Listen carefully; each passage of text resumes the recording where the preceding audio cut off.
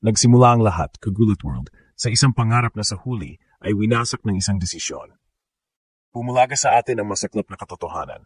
Ang inaasam na Triple Towers ng Gilas Pilipinas na bubuuin sana ni Kai Sotto, AJ Edu at Quentin Milora Brown ay hindi na kailanman mabubuo. Ang pangarap na ito ay winasak ng matinding ruling ng FIBA na nag-classify kay QMB bilang isang naturalized player.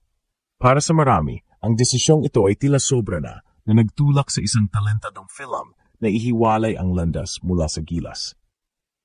Habang si Kai Sotto ay nagpapagaling mula sa injury at si AJ Edu ay patuloy na naglalaro, ang pagkawala ni QMB ay isang malaking butas na nag-iiwan sa atin ng tanong. Bakit nga ba parating nagiging biktima ang Gilas ng mga sitwasyong hindi pabor sa atin? Ito ang kwentong bumulaga sa marami at nagpapakita na ang pag-asa sa isang dominating frontcourt ay tuluyan ng winasak na nag-iwan sa atin ng isa na namang what if sa mundo ng Philippine basketball.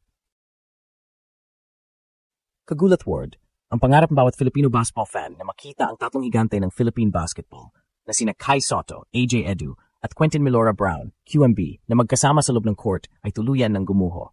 Ang Triple Towers, isang lineup na may pinagsamang tangkad at kakayahan na tiyak na magpapatawab sa mga kalaban sa Asia, ay hindi nabubuo. Ang pagbagsak ng pangarap na ito ay direktang resulta ng dalawang malaking issue. Una, ang matinding injury ni Kai Sotto na isang torn ACL na nagpaliban sa kanyang paglalaro ng halos isang taon. Ikalawa, ang mas nakakagulat at controversial na desisyon ng FIBA na i-classify si QMB bilang isang naturalized player sa kabila ng pagsisikap ng SPP na patunayan na siya ay isang local player. Ang ruling na ito, Kagulat World, ay tuluyang sumira sa mga plano ng Gilas na gamitin si QMB para palakasin ang kanilang frontline.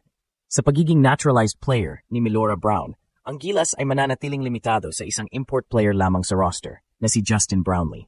Dahil dito, ang pinag-uusapang Triple Towers lineup ay hindi na magiging posible sa ilalim ng FIBA rules. Ang pangyayaring ito ay nagdudulot ng malaking pagkadismaya dahil ang tatlong player na ito ay kumakatawan sana sa hinaharap ng Philippine basketball, isang trio na may world-class na sukat at skill set na kayang makipagsabayan sa mga pinakamalakas na kuponan sa rehiyon.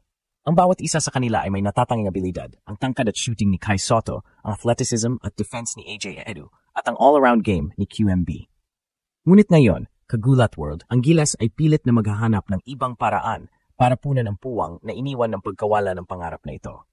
Ito ay isang fight na kailangang lunukin ng bawat basketball fan dahil sa mga kaganapang hindi natin kontrolado. Hindi pa man natatapos ang usapin sa FIBA ruling, Kagulat World, may mas malalim pang dahilan sa likod ng pagkawala ng Quentin Milora Brown sa Pilipinas.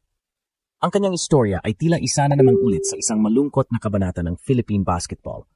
Ang pagkawala ng isang talentadong Phil-Am dahil sa mga patakaran at oportunidad sa ibang bansa.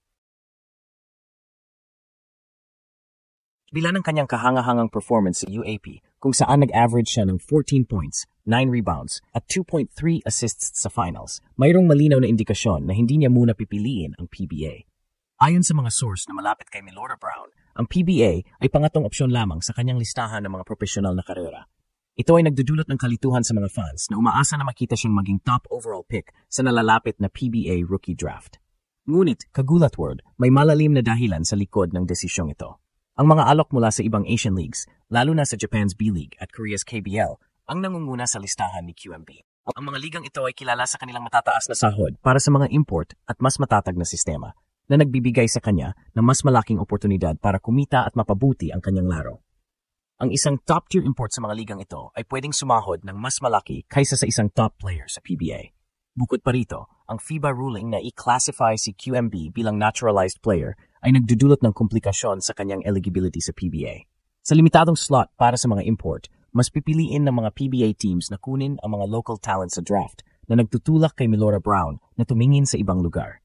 Ang sitwasyong ito ay nagpapakita ng isang malaking hamon sa Philippine basketball. Paano natin mapapanatili ang mga top talent na may potential kung ang mga oportunidad sa ibang bansa ay mas kaakit-akit? Isa na namang nasayang na film na sana ay makakatulong sa atin.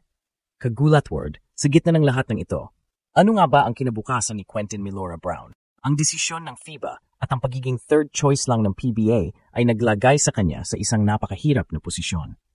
Dahil sa pagiging ineligible niya sa Gilas bilang local at ang pagpaprioridad niya sa ibang liga, mas lalo pang nagiging kaakit-akit ang mga alok mula sa ibang Asian leagues. Si Milora Brown ay kasalukuyang naglalaro para sa Macau Black Bears sa the Asian Tournament at nagkaroon na ng impressive debut sa kanilang panalo, kung saan nagtala siya ng double-double na 13 points at 10 rebounds. Ang mas nakakagulat na balita, Kagulat World, ay ang nakatakdang pagtutuos niya sa kanyang dating inaasahang team. Ang Macau Black Bears ay maglalaro sa isang tune-up game laban sa Gilas Pilipinas sa Hulyo 28 sa Smart Araneta Coliseum. Ito ay isang ironic at makabagdamdaming sitwasyon kung saan ang isang player na sana ay kasama ng Gilas ay magiging direkta nilang kalaban. Ang laro na ito ay magsisilbing send-off para sa Gilas bago sila tumungo sa Saudi Arabia para sa FIBA Asia Cup 2024. Ito ay magbibigay ng pagkakataon kay Milora Brown na ipamalas ang kanyang talento laban mismo sa mga players na dati magiging kakampi niya. Ang istorya ni Quentin Milora Brown, Kagulat World, ay hindi lang tungkol sa isang basketball player.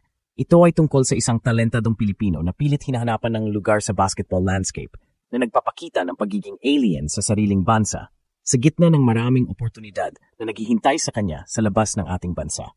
Ang pagkakahiwalay ng landas ni Kai Sotto, AJ Edu at QMB ay nagiwan sa atin ng isang mahalagang tanong. Ano ang susunod na hakbang para sa Philippine basketball?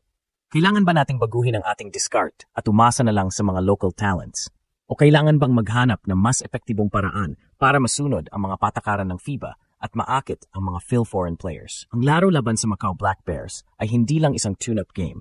Ito ay magsisilbing paalala sa lahat ng fans kung ano sana ang mangyayari. Ito ay magiging isang maemosyon at madrama na laro na magpapakita sa lahat na sa kabila ng talento ng ating mga players, ang mga rules at opportunities sa labas ng bansa ay may malaking epekto sa kinabukasan ng ating national team.